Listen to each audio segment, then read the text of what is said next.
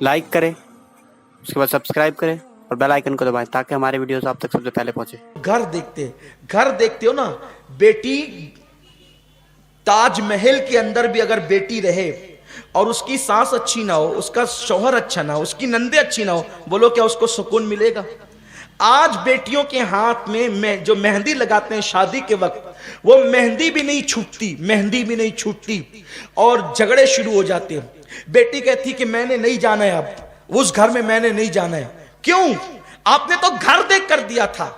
वो क्या ईंटों के घर को, सीमेंट के घर को, फर्नीचर लगे हुए घरों को, वो फ्रिज वाले घरों को क्या चाटती रहेगी? उसको अच्छे घर में सुकून नहीं मिल सकता, बेटी को अच्छे घराने में सुकून मिल सकता है। अल्लाह के रसूल फरमाते हैं अच्छे घराने में निकाह करो बेटी का। बेटी को आग में मत झोंको, बेटी पर जुल्म मत करो।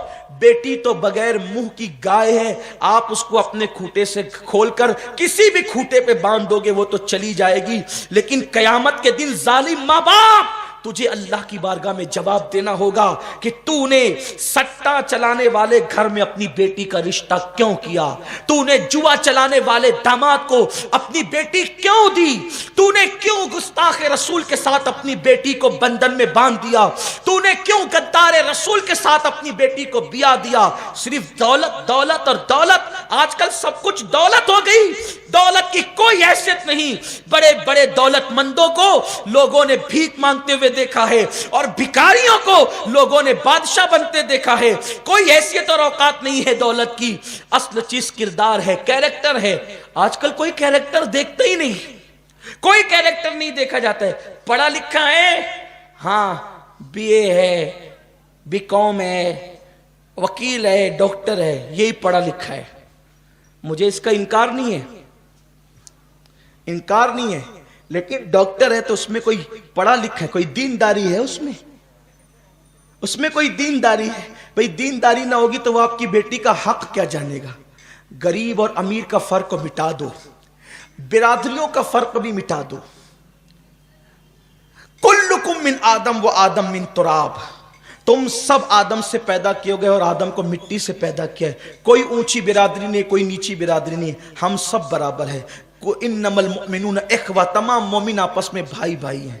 आपसे कहना चाहता हूं, हुजूर के खानदान से बड़ा भी किसी का खानदान था, लेकिन हुजूर अलैहि सलाम ने हुई, जनाबे हुई की बेटी से जो है वो निकाह फरमाया और उस बेटी का नाम है सफिया बिनते हुई।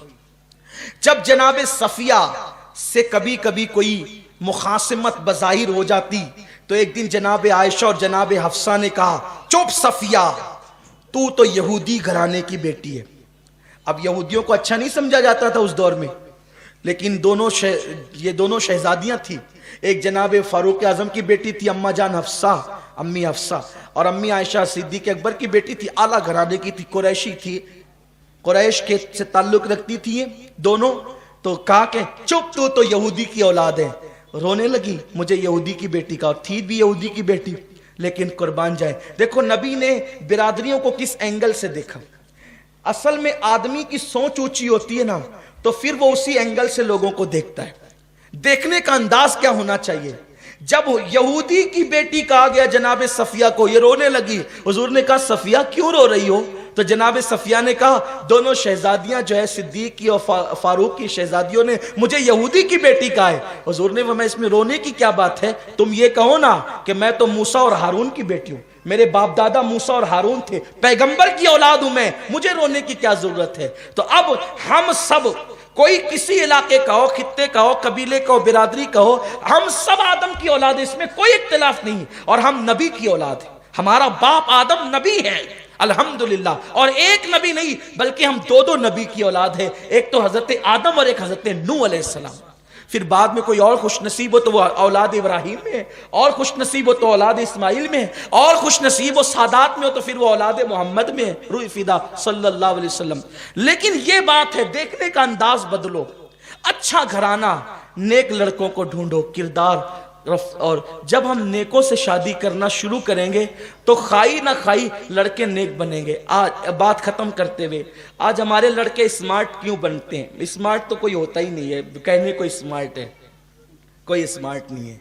وہ بال کٹائیں گے ایسے گدھوں کی طرح اور جو ہے وہ اونٹوں کی طرح. ہنسنے کی بات نہیں ہے, ادھر کچھ اوپر کچھ. وہ چپکلی کوئی بنا رہا ہے, کوئی کوا بنا رہا ہے, کوئی بچھو بنا رہا ہے, ایک ایک کٹنگ پر جو ہے 500 1000 روپے خرچ کر رہے ہیں. یہ عرب میں ایسے اونٹ ہوتے تھے. اللہ کے رسول علیہ السلام فرماتے ہیں قیامت کی نشانیوں میں سے ایک نشانی ہے کہ لوگ اونٹوں کی طرح جو ہے وہ اپنے بال رکھیں گے. یہ ہے اسلام نے اس کو برا سمجھا ہے.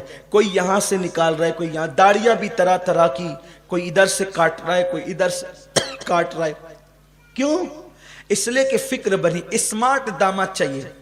وہ ننگا نواب اور قلعے پہ گھر, آتا جاتا کچھ نہیں, نہ کوئی کاروبار ہے اس کا, نہ اس کے اندر کمانے کا کوئی جذبہ ہے, نہ اس کے اندر جو ہے وہ اخلاق ہے, نہ کردار ہے, نہ سلام نہ کلام, کچھ نہیں. جوتے اچھے پہنے, انگ کرے, ٹی شرٹ پہنے, جنس تنگ سی پہنے جس سے جسم کے سارے نشیب و فراز ظاہر ہو, یہ ہے اسمارٹ. نہیں, یہ اسمارٹ نہیں ہے.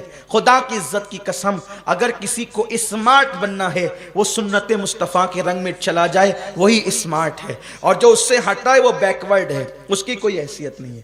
تو جو سماج میں آپ نے ماحول بنایا نا کہ ایسے لڑکوں کو بیٹیاں دیں گے تو بیچارے کھائی نہ کھائی ایسے بنتے ہیں. بلکہ جو اجتماع میں آتے, میں کہتا ہوں بیٹے داڑھی رکھ لے, بھیا داڑھی رکھ لے, بھائی صاحب داڑھی رکھ لیجئے, کہتا ہے حضرت اتنی مہلت دے دو کہ شادی ہو جائے. میں سوچتا ہوں کہ یہ شادی کی مہلت کیوں مانگتا ہے؟ اس لیے مانگتا ہے شادی کی مہلت کہ اس کو پتا ہے کہ داڑھی رکھوں گا تو شاید اچھے گھرانے میں اس کا نکاح نہیں ہوگا. لیکن یہ بہت غلط سوچ ہے. داڑھی والوں کو ہمیشہ شریف بیوی ملتی ہے. داڑھی والوں کو ہمیشہ شریف, اگر وہ شریف ہے تو, ورنہ داڑھی کے پردے میں اگر کوئی گناہ کرتا ہے تو پھر اللہ کا اعلان ہے کہ ہم اچھوں کو اچھا دیں گے, بروں کو برا دیں گے. آپ اچھے بنیے, اللہ تعالیٰ آپ کو اچھی بیوی عطا فرمائے گا. تو داڑھی رکھیے, سنتوں پر عمل کیجئے, نماز کے پابند بنیے. اور ایک بات نوجوان